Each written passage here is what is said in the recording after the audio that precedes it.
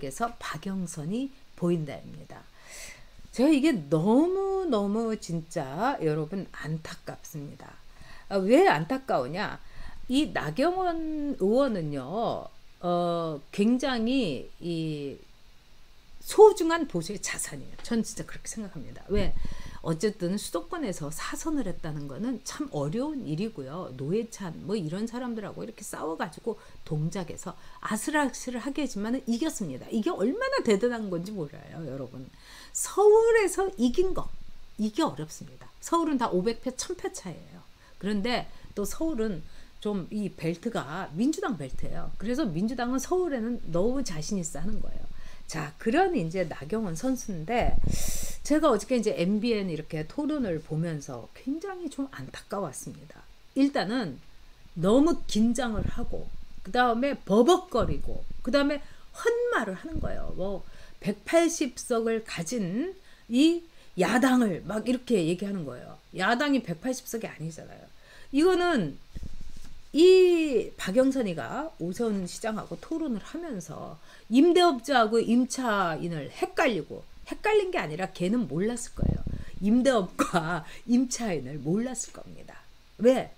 MBC에서 아나운서 할 때 끼견을 못 읽은 친구예요. 진짜 이 지적 능력은 꽝입니다. 그러니까 임대업자가 집을 빌려주는 사람이 임대인이고 집을 받는 사람이 임차인인데 뭐 임대하고 그 생각을 한 거예요. 그래서 오세훈 시장이 막 이렇게 웃었는데도 이러면서 아니 도대체 왜 저러지? 이렇게 생각한 거예요. 그러니까 극도의 긴장. 그래서 제가 어저께 나경원 선수를 보면서 와, 아니 왜 이렇게 박영선스러워졌어?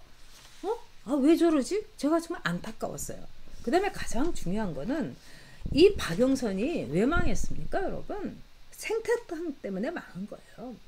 그냥 죽으나 사나 오세훈 네거티브를 해서 망한 거예요. 여러분 이 박영선 공약 가운데 기억나는 거 있습니까?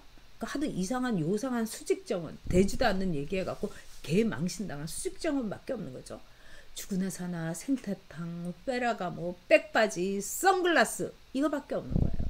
근데 어저께 이 나경원 선수가 끝까지 네거티브를 하는 거예요. 그 네거티브도 어느 정도껏 해야죠. 너무 제가 같은 여자로서 좀 낯이 뜨거웠어요. 뭐 안철수에 대해서 이준석이가 사석에서 이 비읍시읍이라고 했다는 얘기 그걸로 징계받았죠. 아니 남의 당에서 바른 정당에서 징계받은 걸 갖고 지금 국힘에 말하자면 당대표 선거에서 무슨 얘기를 합니까? 그리고 또 하나 그거는 사석에서 얘기를 한 겁니다. 뭐 공식적인 석상에서 안철수 비읍시읍이라고 한 것도 아니에요. 그리고 이렇게 사석에서 얘기한 거를 녹음한 사람이 잘못입니다. 아니 나라님 없는 데서는 무슨 소리를 못합니까? 그래서 마당놀이까지도 있었던 거예요. 그러니까 옛날에 그 대단한 조선시대에 임금 앞에서 비읍시읍이다 이런 얘기는 못하지만 마당놀이를 하면서는 비읍시읍 뭐 나라님 욕 막 한 거예요. 그게 일종의 탈출구였고 봐줬던 겁니다. 근데 그 얘기를 하는 게 저는 너무나 놀라웠어요. 그리고 두 번째는 박영선도 맨날 오세훈 막 앵무새처럼 계속 이제 네거티브만 했죠. 근데 나경원도 끝까지 네거티브만 하는 겁니다. 그러면서 나경원이 계속 얘기하는 게 통합의 걸림돌이 된다는 거예요. 유승민이. 아니 세상에 지금 당에 이 대통령 경선에 나올 사람들이 제가 어저께 이 당에 있는 분하고 꼽아 보니까 8명인데 유승민밖에 없는 거예요. 나경원의 머릿속에는. 아니 왜 유승민 앵무새를 합니까? 그리고 유승민은 대통령을 만들자고 그 2019년에 이준석이 얘기했기 때문에 통합의 걸림돌이라는 거예요. 이게 논리적으로 여러분 맞습니까? 아니, 어린애한테 좀 부끄럽죠. 왜? 논리의 빌딩이 돼야 되는 거예요. 자, 뭘 위한 통합입니까? 정권 교체를 위한 통합인 거예요. 그러면 유승민이가 지금 당에 들어와 있고 경선에 들어오는데 이 이준석이가 말한 게 훨씬 논리적이죠. 내가 당대표가 되면은 제일 불이익을 받을 게 유승민일 거다. 그리고 가장 수혜를 입을 사람이 안철수 거다. 이걸로 끝난 거예요. 그런데 오늘 아침에 제가 그리고 이제 이 이준석한테 오히려 청년 할당제에 수혜를 입었다 이러면서 이제 공격을 했어요. 그런데 오늘 아침에 김어준 뉴스공장에 나경원 선수가 나갔더라고요. 그러니까 김어준이는 제가 이렇게 볼 때는 어저께 이준석한테 완전히 탈탈탈탈 영혼까지 털렸잖아요. 그러니까 나경원을 통해 가지고 뭔가 만회를 하고 싶은 것 같아요. 그리고 옛날부터 나경원을 자꾸 나오라고 하면서 김어준이 우쭈쭈 했던 거예요. 그러니까 오늘 나경원이가 이용당한 거예요. 김어준한테. 뭐라고 하느냐 이런 얘기를 한 거예요.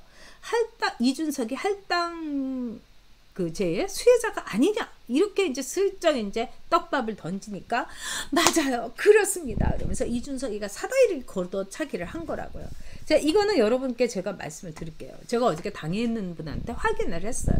이준석이 어쨌든 손수저나 뭐 이준석이나 이런 애들이 뭐 치어리더로 좋잖아요. 그러니까 이준석한테 치어리더 겸으로 해가지고 거기에 청년 할당제에 이렇게 나가라고 했는데 그 청년 할당제에는 이준석이 그거는 들어갔지만은 비례대표는 이준석이 안 한다고 했다는 거예요.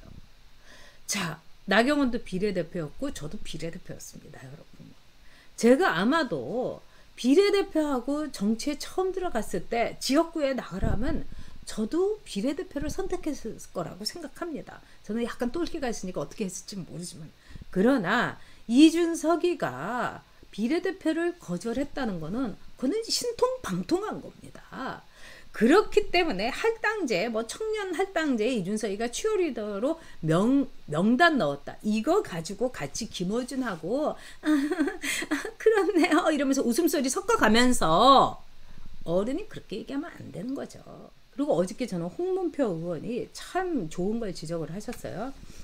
그분도 마음이 약하니까 이제 웃으면서 내가 바로 옆에 있는 나경원 의원한테 참 뭐라고 하기가 참 그런데 이거 나한테 꼭 물어봐 달라고 그래서 이제 얘기를 한다.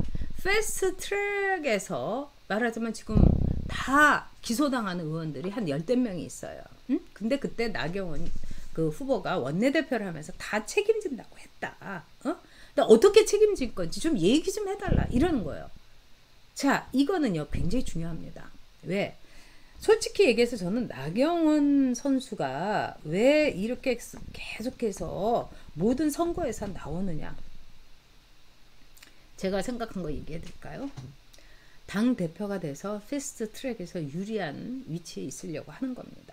당대표가 되면은 패스트 트랙으로 해갖고 나경원을 보내버릴 수가 없는 거예요. 그래서 나오는 거예요. 그래서 딱 하기도 합니다. 그러나 지도자라는 거는 자기가 살 길보다 자기의 말을 듣고서 정말 그때 온갖 사람들이 이 나경원이 막 소리 지르면서 내가 책임진다. 모든 거 내가 책임지니까 우리 이렇게 나가자 하면서 공수처법 막기 위해서 그렇게 패스트트랙 이렇게 했는데 와 지금요. 나경원이 어저께 제가 대답을 한 걸 보고 제가 완전히 기가 찼습니다. 뭐 이러더니 그건 정치적으로 풀어야죠. 그러면 안 되죠. 내가 어떻게 책임지겠고 또 내가 이 문제에 대해서 어떤 대안을 가져야지 정치적으로 풀겠다. 그러니까 이건 뭐겠습니까? 나 당대표 시켜주면은 내가 어떻게 해보겠다 이거예요. 못해요 여러분. 그리고 지도자는 정치적으로 풀겠다. 이렇게 얘기하면 안 됩니다. 지금요 나머지 패스트트랙으로 기소된 분들이 지금 부들부들 떨고 있어요. 이거는요 법적으로 볼 때는 걸릴 수밖에 없습니다 여러분. 자 여기에 대해서 저는 차라리 정말 진지하게 나 너무 억울하다. 그리고 우리 모두 고생했다. 저 같으면 문재인 정권 교체해가지고 우리 끝까지 싸우자. 그리고 우리 뭐 패스트트랙으로 기소가 돼서 진짜 서울구치소에서 우리가 국민급식을 받는 한이 있더라도 우리는 남을 것이다. 아니 그렇게 해야지 빛나는 거 아닙니까? 장렬하게 전사하자고 해야지 정치적으로 풀겠다? 와 제가 그걸 보고 놀랐습니다. 그래서 제가 볼 때는 지금 이준석의 문제가 아니고요. 이제 우리는 용감한 사람을 뽑아야 돼요.